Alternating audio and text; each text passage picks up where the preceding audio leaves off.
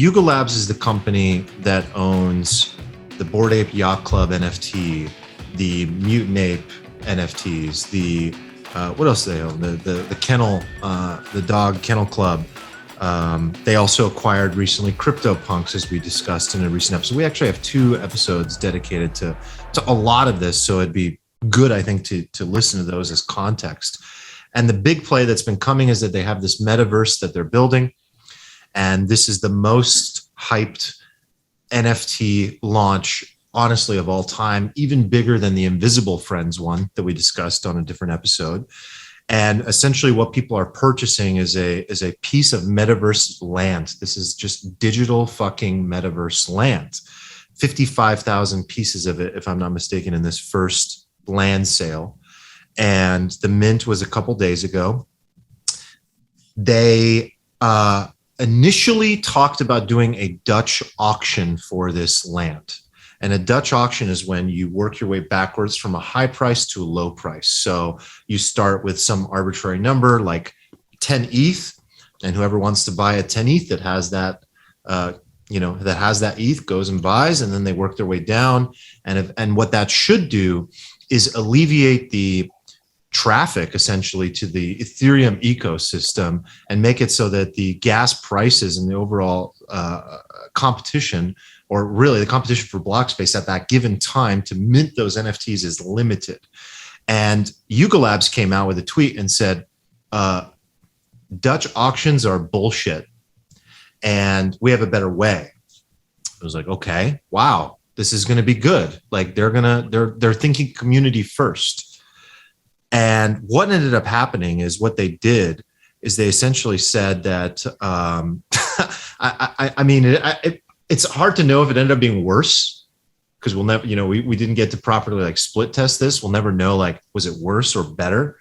But ultimately, it was worse. Ended up, yeah, I think it was. And this is the contract optimization piece aside, but it ended up costing 305 ApeCoin, which at the time was approximately $7,000. I think close to $7,000 for one piece of land, one piece of metaverse land.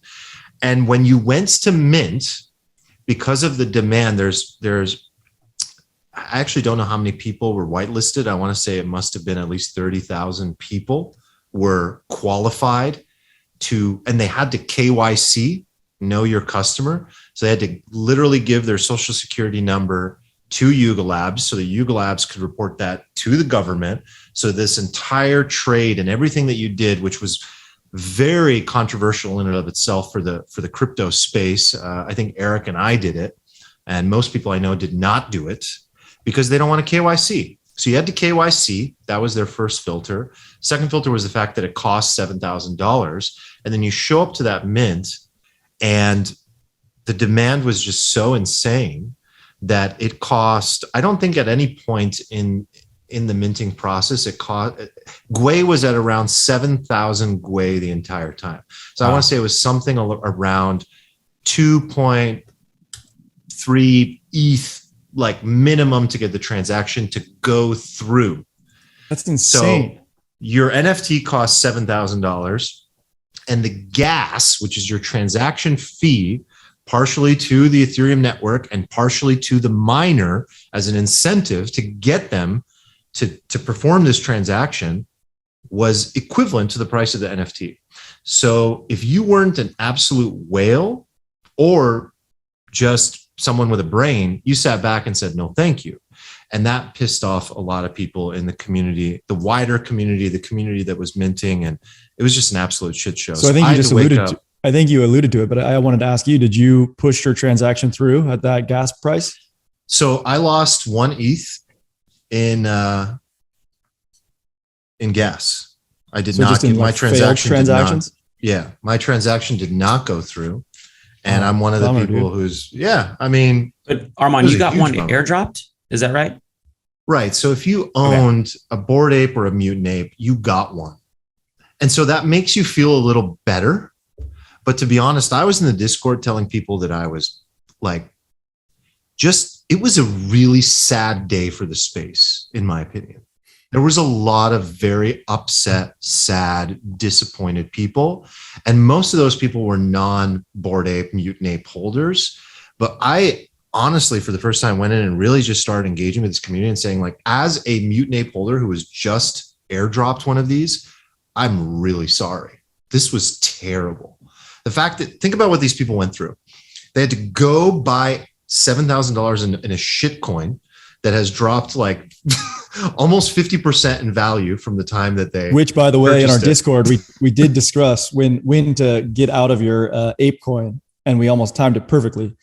So they had to go purchase this shit coin, show up, spend ETH, or look at it and go, I'm not an idiot. Why would I spend $7,000 in ETH on this when I've been working so hard to accumulate my ETH? And they just sat there and then they couldn't swap their ape coin back to Ethereum because gas was 8,000 Gwei. Oh, geez, he couldn't even swap. Unreal. Couldn't even swap. Oh, I didn't think about that part. So there was a lot that went down. And even for someone like me who wasn't in the US at the time, I mean, I had to wake up at 3:30 in the morning just to do this. I was awake from 3:30 to 7, just working on it and watching it. The page is like, don't refresh, let it go through. But then everyone's in chaos saying, cancel, push more gas, blah, blah, blah, trying to figure out what was the right amount of gas to get this transaction to just fucking go through. So wow. It was an ugly day for the space. Very ugly. Armand, it looks like there was something like over 200 million worth of ETH lost due to failed transactions. And it looks like they're going to refund it. Does that make you feel any better that you're probably going to get your ETH back that you lost for that failed transaction?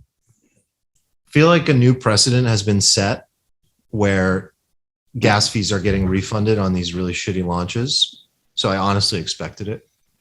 Wow. And even are they really refunding $200 million?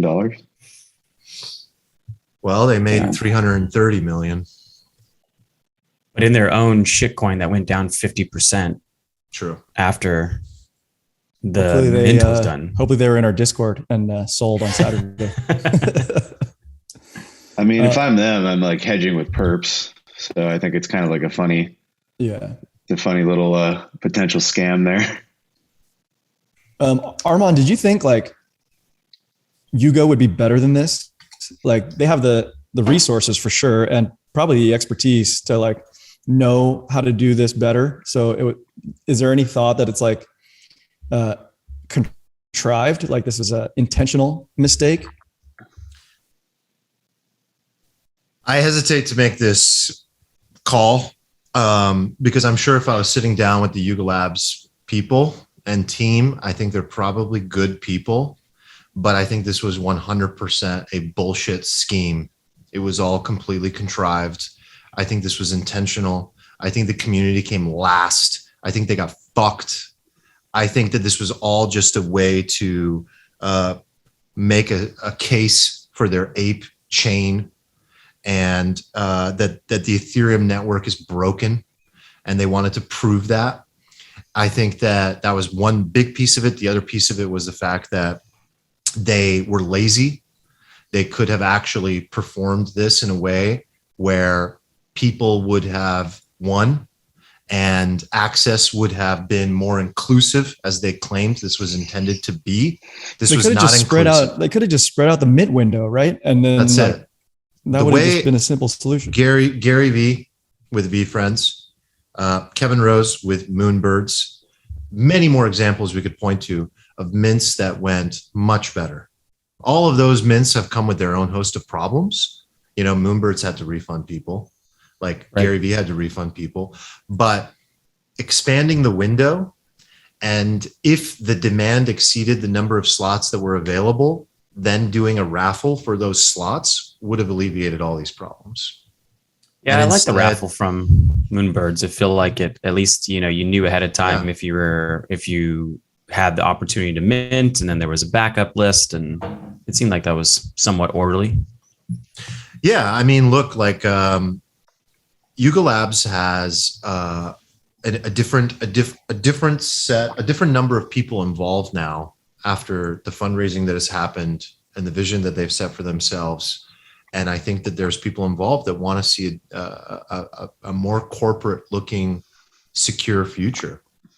And that changes the game. Armand, did you like the fact that they did it in ApeCoin, or did you think that was I don't know? I liked it because I was way to get people in airdropped. the community. I was airdropped ApeCoin. This whole thing would have been free for me. Like, like I was airdropped ApeCoin. So, yeah, I mean, I guess if you were already part of the community, like, sure, that's nice. But if you weren't, I think they kept talking about this idea of like inclusivity to expand this metaverse play to people outside of the existing community. And that really didn't happen.